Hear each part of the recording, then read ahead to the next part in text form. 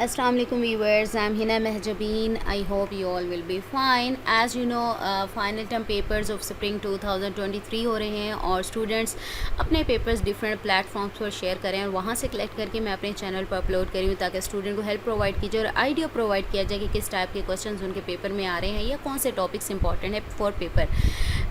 Okay जी, जब भी मैं आपके लेक्चर स्टार्ट करवाती हूँ तो उससे पहले गाइडलाइंस भी बताती हूँ, बट टुडेज़ गाइडलाइन स्टार्ट करने से पहले अगर आप मेरे चैनल पर न्यू हैं देन प्लीज़ मेरे चैनल को सब्सक्राइब कर दें एंड बेल आइकन को क्लिक करना मत भूलिएगा ताकि upcoming lectures, different assignments, quizzes and papers के नोटिफिकेशंस आप तक पहुंच जाएं। लाइक भी कीजिएगा, शेयर भी कीजिएगा।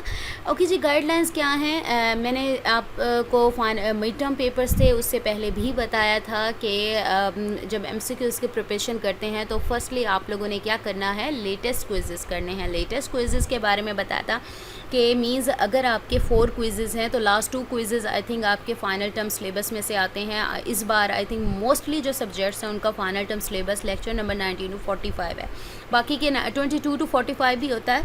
तो अगर आपके 19 से लेकर 45 तक को जितने भी क्विज़ेस हैं, सेकंड क्विज़ हुआ है, इवन फर्स्ट क्विज़ भी अगर इन्हीं में से हो गया तो वही आपका लेटेस्ट क्विज़ कहलाएगा। अब सपोज़ करो 4 क्विज़ेस होते हैं, क्विज़ 1, क्विज़ 2, 3 एंड 4, तो quiz 3 and 4 I think final term syllabus में से ही होता है। वो लेटेस्ट क्विज़ेस करने ना सिर्फ अपने कीजिएगा बल्कि डिफरेंट प्लेटफॉर्म्स यानी यूट्यूब चैनल्स पर अवेलेबल होते हैं, वेबसाइट्स पर अवेलेबल होते हैं, वहाँ से कर लीजिएगा।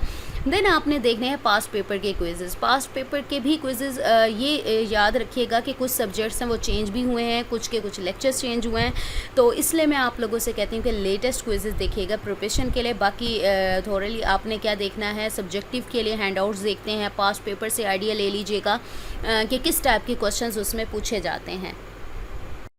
आज मैं आपके साथ शेयर करने वाली हूँ CS 607 का फाइनल टर्म पेपर जो कि किसी स्टूडेंट ने शेयर किया है और बाकी गाइडलाइंस मैं आप लोगों को प्रोवाइड कर चुकी हूँ। So let's see differentiate between the crisp and fuzzy set with an example, fuzzy inference, और ये इस टाइप के टॉपिक्स हैं वो मोस्ट इंपॉर्टेंट है।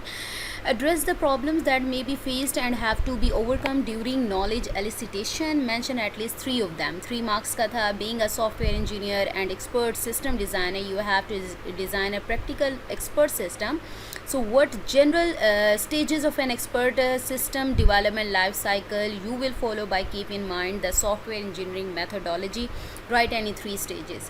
अब देखिए ये होते हैं स्नैरियो टाइप, यानी आपको स्नैरियो से दे दिया कि एक आप एक्सपर्ट हैं और एक एक्सपर्ट सिस्टम बनाना चाह रहे हैं, तो आप बताएं कौन सी स्ट्रेटजीज यूज़ करेंगे।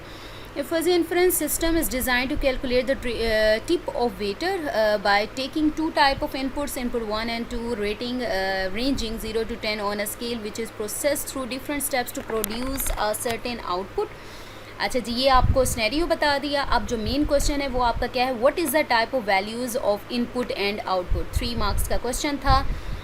What do you know about clustering? Name any 2 clustering algorithms. Information gain is a measure of the impurity in a collection of training examples. Do you agree with the statement not justify with reasons? अगर आप yes कहते हो तो उसके against आप उसके favour में दोगे जो भी रीजंस हैं, और अगर no कहते हो तो देन उसके फेवर में दोगे।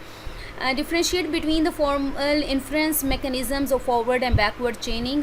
ये जो बैकवर्ड और फॉरवर्ड चेनिंग है ये भी मोस्ट इंपॉर्टेंट टॉपिक होता है, आपके असाइनमेंट्स में भी पूछा जाता है, फजी इन्फ्रेंस के बारे में पूछा जाता है। देखो इतने सारे क्वेश्चन है, ऊपर भी पूछा है, अब भी यहाँ पर भी आ रहा है। Briefly discuss fuzzy inference system and also give 3 real world examples. Next हमारा क्वेश्चन है genetic algorithm is inspired by the structure and or functional aspects of biological neural systems, and it consists of an interconnected group of artificial neurons. Do you agree with the statement or not? Give reason to support your answer. 5 marks का question था। ये था paper, ये set number 1 है। जैसे जैसे student share करते जाएंगे मैं आप लोगों के साथ पेपर शेयर कर दूंगी। सो मुझे अपनी दुआ में याद रखिएगा, अपना ख्याल रखिएगा। टेक केयर, अल्लाह हाफिज़।